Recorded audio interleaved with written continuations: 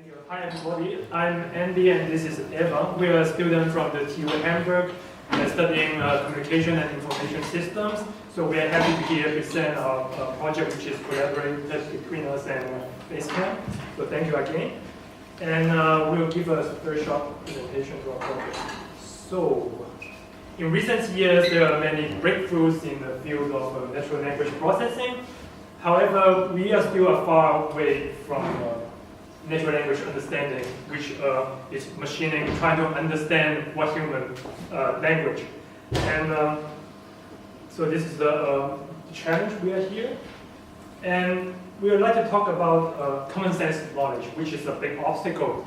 So, which is also the focus of my project. So imagine in future the robots are more capable, and you are trying to tell them to do stuff, maybe trying to wash my dishes, and without further instructions. So it is likely your robot will try to wash the dishes in a washing machine. Because it is a washing machine, it should be able to wash dishes also. So this is what an example of bad common sense robots. So here's another example. So there's a sentence, the waitress brought Rachel's order. She ate the food with a great pleasure. And in here, the problem is, who is she here? So for us humans, of course, it's very common sense because we're in a restaurant, we're eating, the customer orders food and the customer eats the food. But for robots, this is totally different cases. So without context, without common sense, it is very hard for them to decide. So common sense is something surrounds daily life, and we talk a lot. For example, I go to school by train, but we will not say, okay, we need to buy a ticket. We go to the train station. These are all information implicit in the text, and we never mention it. And this is also a challenge for robot machines to understand human. So there are several ways to do this thing. So common sense, somebody would do a semantic network. However, you see the notes, some meaning of words, and there is some relationship between other words. The problem with this approach is it's too general, and in some cases, maybe go to restaurant, there's procedures, there's steps. So in this case, this cannot show this kind of relationship.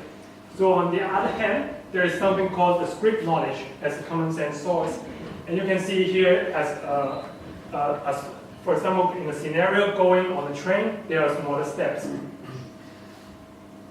So my project will basically try to incorporate both the common sense from concept net, the semantic network, and also the other knowledge bases. And we will try to do some comprehension and give the most probable answer. So this is my part. And now, we will talk about pun detection. So hello everyone, I'm Eva. My project is about pun detection and interpretation. Well, what is a pun? Here's an example. I used to be a banker, but I lost interest. So a pun is a form of play words in which a word suggests two or more meanings. So in this case, the word interest can mean something related to the bank, or it can mean something related to a feeling. So is it all about fun? I don't know how many of you have ever asked Siri to tell you a joke. Well, sometimes it does a good job, but sometimes it does not. However, if you try to search in Google for Siri jokes, you can still find more than 10 million results related to that. People are really keen on it. Why is that? Because humor can enhance human-computer interaction and also increase user satisfaction. And pun, as part of the humor, it can also do this job. The other application is machine translation. It can provide automatic aids for non-native speaker. So here's the example. I believe you have seen headlines in newspaper like this. Residents want to protect fish and hens to avoid otter devastation. Well, it's outer devastation. But to be honest, sometimes it can be very difficult for people like me who's non-native speaker. I probably need to search online to figure this out.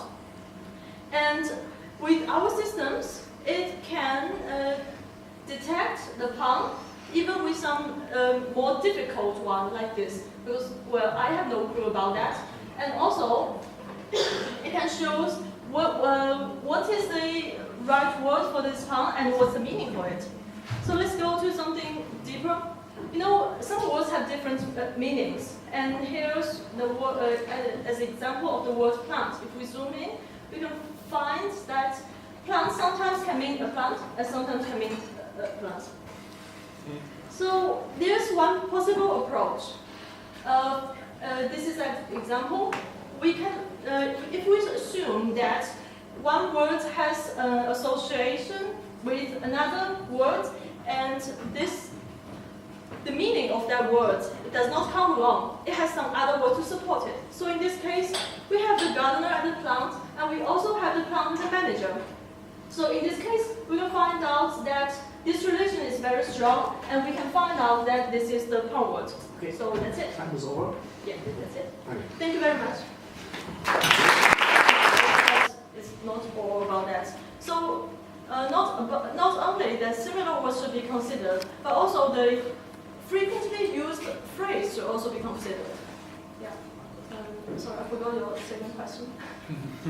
Or is it also possible, like, to detect humors or puns coming from a more subversive type of humor, like not just based on regular puns type of structure, but also like embedded in some kind of like way which you had in your presentation, like memes or something like that?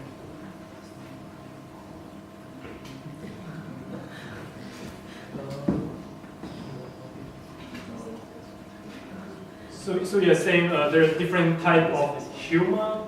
So I think maybe it is like this, humor and pun is one subcategory, and that's why we separately deal with it and try to make it more simple.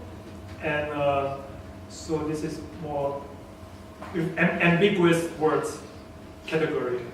Or are you asking other types of humor? So non-pun humor. For now, no. Yeah, but probably that will also be a future work to do. I mean, concerning this, I think the pun detection is in itself a difficult task. So, and I mean, like these projects, they cannot become too broad. So that's why we have to narrow it down to do a nice pun detection, and not that we have like a mediocre pun and other joke detection. So that's why this is important. What is the state of the art actually? So how is Alexa already understanding that? How far is Google regarding to pun detection?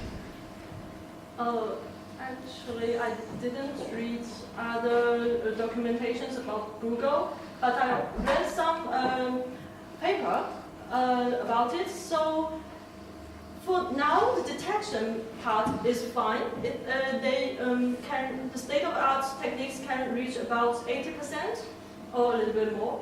However, the pun location, like find which word is a pun, has around 50% of accuracy, and also the interpretation is actually quite low. It's more or less like random, I don't know, baseline. And what So is your accuracy in comparison? Are you better than that, or? No, we haven't. I mean, we just getting this project, and yeah. Okay, but the vision is to be better, of course. Yeah, sure. Yeah, so any ideas on how to improve or any other new approaches will be appreciated. So feel free to ask more questions. Okay, then wait for it. Now.